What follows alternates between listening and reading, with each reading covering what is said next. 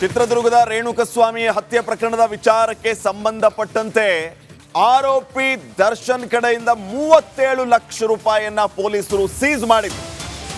ಈಗ ಆ ಸೀಸ್ ಮಾಡಿದ ದುಡ್ಡು ವಾಪಸ್ ದರ್ಶನ್ಗೆ ಸಿಗುತ್ತಾ? ರೇಣುಕಸ್ವಾಮಿ ಕೊಲೆ ಪ್ರಕರಣದಲ್ಲಿ ಲಕ್ಷ ಹಣ ಸೀಸ್ ಮಾಡಲಾಗಿತ್ತು. ದರ್ಶನ್ ಮನೆಯಲ್ಲಿ ಬರೋಬ್ಬರಿ 37 ಲಕ್ಷ ಹಣ ಸೀಸ್ ಮಾಡಿತ್ತು ಖಾಕಿ. ಪ್ರಕರಣ ಮುಚ್ಚಿ ಹಾಕೋದಕ್ಕೆ ಇಟ್ಟಿದ್ದ ಹಣ ಅಂತ ಸೀಸ್ ಮಾಡಲಾಗಿತ್ತು. ಚಾರ್ಜ್ ಶೀಟ್ನಲ್ಲಿ ಅದನ್ನ ಉಲ್ಲೇಖ ಕೂಡ ಮಾಡಿದ್ರು.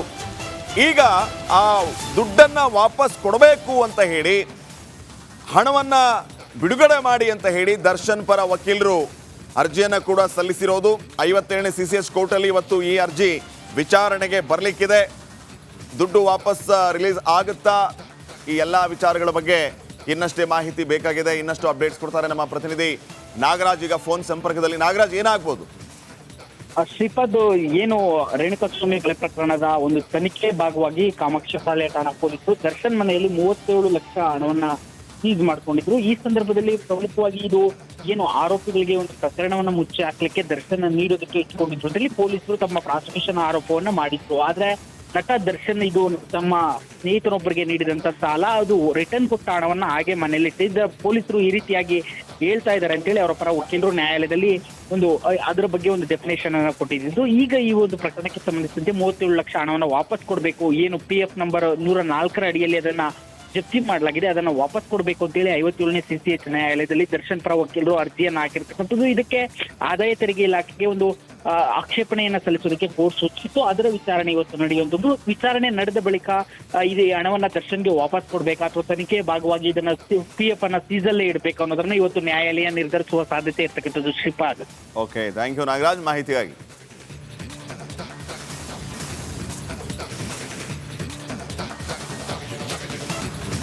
ಚಿತ್ರದುರ್ಗದ ರೇಣುಕಸ್ವಾಮಿ ಹತ್ಯೆ ಪ್ರಕರಣದ ವಿಚಾರಕ್ಕೆ ಸಂಬಂಧಪಟ್ಟಂತೆ ಆರೋಪಿ ದರ್ಶನ್ ಕಡೆಯಿಂದ 37 ಲಕ್ಷ ರೂಪಾಯಿಯನ್ನ ಪೊಲೀಸರು ಸೀಸ್ ಮಾಡಿದ್ರು.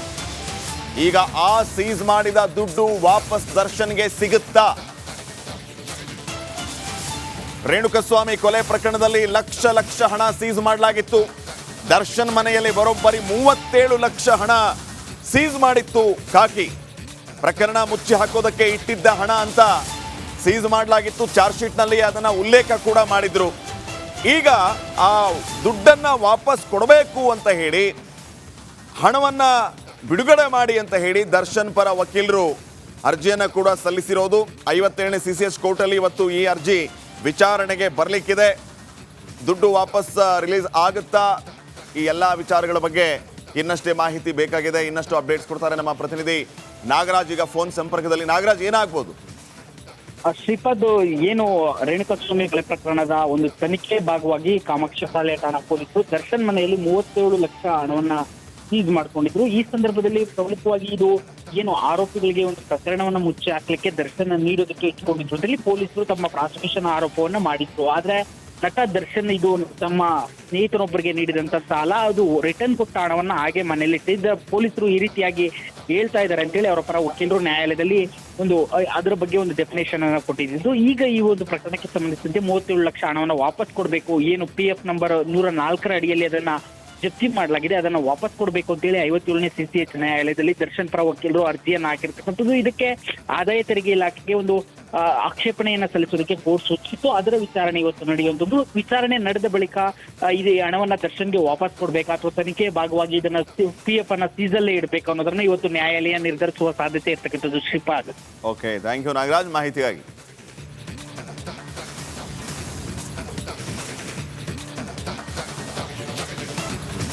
ಚಿತ್ರದುರ್ಗದ ರೇಣುಕಸ್ವಾಮಿ ಹತ್ಯೆ ಪ್ರಕರಣದ ವಿಚಾರಕ್ಕೆ ಸಂಬಂಧಪಟ್ಟಂತೆ ಆರೋಪಿ ದರ್ಶನ್ ಕಡೆಯಿಂದ 37 ಲಕ್ಷ ರೂಪಾಯಿಯನ್ನ ಪೊಲೀಸರು ಸೀಸ್ ಮಾಡಿದ್ರು. ಈಗ ಆ ಸೀಸ್ ಮಾಡಿದ ದುಡ್ಡು ವಾಪಸ್ ದರ್ಶನ್ಗೆ ಸಿಗುತ್ತಾ? ರೇಣುಕಸ್ವಾಮಿ ಕೊಲೆ ಪ್ರಕರಣದಲ್ಲಿ ಲಕ್ಷ ಹಣ ಸೀಸ್ ಮಾಡಲಾಗಿತ್ತು. ದರ್ಶನ್ ಮನೆಯಲ್ಲಿ ಬರೋಬ್ಬರಿ 37 ಲಕ್ಷ ಹಣ ಸೀಸ್ ಮಾಡಿತ್ತು ಖಾಕಿ. ಪ್ರಕರಣ ಮುಚ್ಚಿ ಹಾಕೋದಕ್ಕೆ ಇಟ್ಟಿದ್ದ ಹಣ ಅಂತ ಸೀಸ್ ಮಾಡಲಾಗಿತ್ತು. ಚಾರ್ಜ್ ಶೀಟ್ನಲ್ಲಿ ಅದನ್ನ ಉಲ್ಲೇಖ ಕೂಡ ಮಾಡಿದ್ರು. ಈಗ ಆ ದುಡ್ಡನ್ನ ವಾಪಸ್ ಕೊಡಬೇಕು ಅಂತ ಹೇಳಿ, ಹಣವನ್ನ ಬಿಡುಗಡೆ ಮಾಡಿ ಅಂತ ಹೇಳಿ ದರ್ಶನ್ ಪರ ವಕೀಲರು ಅರ್ಜಿಯನ್ನು ಕೂಡ ಸಲ್ಲಿಸಿರೋದು. 57ನೇ CCH ಕೋರ್ಟಲ್ಲಿ ಇವತ್ತು ಈ ಅರ್ಜಿ ವಿಚಾರಣೆಗೆ ಬರಲಿಕ್ಕಿದೆ. ದುಡ್ಡು ವಾಪಸ್ ರಿಲೀಸ್ ಆಗುತ್ತಾ, ಈ ಎಲ್ಲ ವಿಚಾರಗಳ ಬಗ್ಗೆ ಇನ್ನಷ್ಟೇ ಮಾಹಿತಿ ಬೇಕಾಗಿದೆ. ಇನ್ನಷ್ಟು ಅಪ್ಡೇಟ್ಸ್ ಕೊಡ್ತಾರೆ ನಮ್ಮ ಪ್ರತಿನಿಧಿ ನಾಗರಾಜ್ ಈಗ ಫೋನ್ ಸಂಪರ್ಕದಲ್ಲಿ. ನಾಗರಾಜ್, ಏನಾಗ್ಬೋದು? ಶ್ರೀಪಾದ್, ಏನು ರೇಣುಕಾಸ್ವಾಮಿ ಕೊಲೆ ಪ್ರಕರಣದ ಒಂದು ತನಿಖೆ ಭಾಗವಾಗಿ ಕಾಮಾಕ್ಷ ಶಾಲೆ ಠಾಣಾ ಪೊಲೀಸರು ದರ್ಶನ್ ಮನೆಯಲ್ಲಿ 37 ಲಕ್ಷ ಹಣವನ್ನ ಸೀಸ್ ಮಾಡ್ಕೊಂಡಿದ್ರು. ಈ ಸಂದರ್ಭದಲ್ಲಿ ಪ್ರಮುಖವಾಗಿ ಇದು ಏನು ಆರೋಪಿಗಳಿಗೆ ಒಂದು ಪ್ರಕರಣವನ್ನ ಮುಚ್ಚಿ ಹಾಕ್ಲಿಕ್ಕೆ ದರ್ಶನ್ ನೀಡೋದಕ್ಕೆ ಇಟ್ಕೊಂಡಿದ್ರು ಅಂತೇಳಿ ಪೊಲೀಸರು ತಮ್ಮ ಪ್ರಾಸಿಕ್ಯೂಷನ್ ಆರೋಪವನ್ನ ಮಾಡಿದ್ರು. ಆದ್ರೆ ನಟ ದರ್ಶನ್ ಇದು ತಮ್ಮ ಸ್ನೇಹಿತರೊಬ್ಬರಿಗೆ ನೀಡಿದಂತ ಸಾಲ, ಅದು ರಿಟರ್ನ್ ಕೊಟ್ಟ ಹಣವನ್ನ ಹಾಗೆ ಮನೆಯಲ್ಲಿ ಇಟ್ಟಿದ್ದ ಪೊಲೀಸರು ಈ ರೀತಿಯಾಗಿ ಹೇಳ್ತಾ ಇದ್ದಾರೆ ಅಂತೇಳಿ ಅವರ ಪರ ವಕೀಲರು ನ್ಯಾಯಾಲಯದಲ್ಲಿ ಅದರ ಬಗ್ಗೆ ಒಂದು ಡೆಫಿನೇಷನ್ ಅನ್ನ ಕೊಟ್ಟಿದ್ದು. ಈಗ ಈ ಒಂದು ಪ್ರಕರಣಕ್ಕೆ ಸಂಬಂಧಿಸಿದಂತೆ 37 ಲಕ್ಷ ಹಣವನ್ನ ವಾಪಸ್ ಕೊಡಬೇಕು, ಏನು PF ನಂಬರ್ 104 ಅಡಿಯಲ್ಲಿ ಅದನ್ನ ಜಪ್ತಿ ಮಾಡಲಾಗಿದೆ, ಅದನ್ನ ವಾಪಸ್ ಕೊಡಬೇಕು ಅಂತೇಳಿ 57ನೇ CCH ನ್ಯಾಯಾಲಯದಲ್ಲಿ ದರ್ಶನ್ ಪರ ವಕೀಲರು ಅರ್ಜಿಯನ್ನ ಹಾಕಿರ್ತಕ್ಕಂಥದ್ದು. ಇದಕ್ಕೆ ಆದಾಯ ತೆರಿಗೆ ಇಲಾಖೆಗೆ ಒಂದು ಆಕ್ಷೇಪಣೆಯನ್ನ ಸಲ್ಲಿಸೋದಕ್ಕೆ ಕೋರ್ಟ್ ಸೂಚಿಸಿತ್ತು. ಅದರ ವಿಚಾರಣೆ ಇವತ್ತು ನಡೆಯುವಂಥದ್ದು. ವಿಚಾರಣೆ ನಡೆದ ಬಳಿಕ ಇದು ಹಣವನ್ನ ದರ್ಶನ್ಗೆ ವಾಪಸ್ ಕೊಡ್ಬೇಕಾ ಅಥವಾ ತನಿಖೆ ಭಾಗವಾಗಿ ಇದನ್ನ PF ಅನ್ನ ಸೀಸಲ್ಲೇ ಇಡಬೇಕು ಅನ್ನೋದನ್ನ ಇವತ್ತು ನ್ಯಾಯಾಲಯ ನಿರ್ಧರಿಸುವ ಸಾಧ್ಯತೆ ಇರ್ತಕ್ಕಂಥದ್ದು. Shripad, okay, thank you Nagaraj ಮಾಹಿತಿಗಾಗಿ.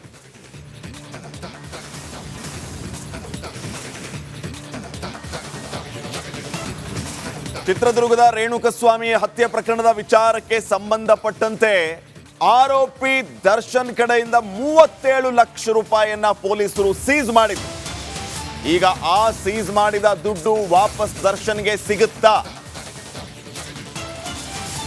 ರೇಣುಕಸ್ವಾಮಿ ಕೊಲೆ ಪ್ರಕರಣದಲ್ಲಿ ಲಕ್ಷ ಹಣ ಸೀಸ್ ಮಾಡಲಾಗಿತ್ತು.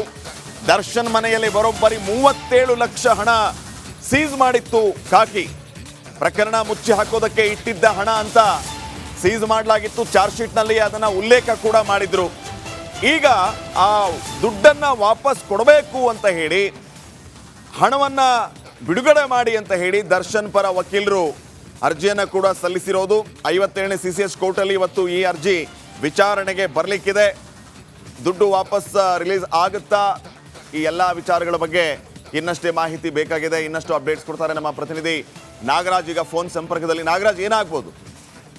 ಶ್ರೀಪಾದ್, ಏನು ರೇಣುಕಾಸ್ವಾಮಿ ಕೊಲೆ ಪ್ರಕರಣದ ಒಂದು ತನಿಖೆ ಭಾಗವಾಗಿ ಕಾಮಾಕ್ಷ ಶಾಲೆ ಠಾಣಾ ಪೊಲೀಸರು ದರ್ಶನ್ ಮನೆಯಲ್ಲಿ 37 ಲಕ್ಷ ಹಣವನ್ನ ಸೀಸ್ ಮಾಡ್ಕೊಂಡಿದ್ರು. ಈ ಸಂದರ್ಭದಲ್ಲಿ ಪ್ರಮುಖವಾಗಿ ಇದು ಏನು ಆರೋಪಿಗಳಿಗೆ ಒಂದು ಪ್ರಕರಣವನ್ನ ಮುಚ್ಚಿ ಹಾಕ್ಲಿಕ್ಕೆ ದರ್ಶನ್ ನೀಡೋದಕ್ಕೆ ಇಟ್ಕೊಂಡಿದ್ರು ಅಂತೇಳಿ ಪೊಲೀಸರು ತಮ್ಮ ಪ್ರಾಸಿಕ್ಯೂಷನ್ ಆರೋಪವನ್ನ ಮಾಡಿದ್ರು. ಆದ್ರೆ ನಟ ದರ್ಶನ್ ಇದು ತಮ್ಮ ಸ್ನೇಹಿತರೊಬ್ಬರಿಗೆ ನೀಡಿದಂತ ಸಾಲ, ಅದು ರಿಟರ್ನ್ ಕೊಟ್ಟ ಹಣವನ್ನ ಹಾಗೆ ಮನೆಯಲ್ಲಿ ಇಟ್ಟಿದ್ದ ಪೊಲೀಸರು ಈ ರೀತಿಯಾಗಿ ಹೇಳ್ತಾ ಇದ್ದಾರೆ ಅಂತೇಳಿ ಅವರ ಪರ ವಕೀಲರು ನ್ಯಾಯಾಲಯದಲ್ಲಿ ಅದರ ಬಗ್ಗೆ ಒಂದು ಡೆಫಿನೇಷನ್ ಅನ್ನ ಕೊಟ್ಟಿದ್ದು. ಈಗ ಈ ಒಂದು ಪ್ರಕರಣಕ್ಕೆ ಸಂಬಂಧಿಸಿದಂತೆ 37 ಲಕ್ಷ ಹಣವನ್ನ ವಾಪಸ್ ಕೊಡಬೇಕು, ಏನು PF ನಂಬರ್ 104 ಅಡಿಯಲ್ಲಿ ಅದನ್ನ ಜಪ್ತಿ ಮಾಡಲಾಗಿದೆ, ಅದನ್ನ ವಾಪಸ್ ಕೊಡಬೇಕು ಅಂತೇಳಿ 57ನೇ CCH ನ್ಯಾಯಾಲಯದಲ್ಲಿ ದರ್ಶನ್ ಪರ ವಕೀಲರು ಅರ್ಜಿಯನ್ನ ಹಾಕಿರ್ತಕ್ಕಂಥದ್ದು. ಇದಕ್ಕೆ ಆದಾಯ ತೆರಿಗೆ ಇಲಾಖೆಗೆ ಒಂದು ಆಕ್ಷೇಪಣೆಯನ್ನ ಸಲ್ಲಿಸೋದಕ್ಕೆ ಕೋರ್ಟ್ ಸೂಚಿಸಿತ್ತು. ಅದರ ವಿಚಾರಣೆ ಇವತ್ತು ನಡೆಯುವಂಥದ್ದು. ವಿಚಾರಣೆ ನಡೆದ ಬಳಿಕ ಇದು ಹಣವನ್ನ ದರ್ಶನ್ಗೆ ವಾಪಸ್ ಕೊಡ್ಬೇಕಾ ಅಥವಾ ತನಿಖೆ ಭಾಗವಾಗಿ ಇದನ್ನ PF ಅನ್ನ ಸೀಸಲ್ಲೇ ಇಡಬೇಕು ಅನ್ನೋದನ್ನ ಇವತ್ತು ನ್ಯಾಯಾಲಯ ನಿರ್ಧರಿಸುವ ಸಾಧ್ಯತೆ ಇರ್ತಕ್ಕಂಥದ್ದು. Shripad, okay, thank you Nagaraj ಮಾಹಿತಿಗಾಗಿ.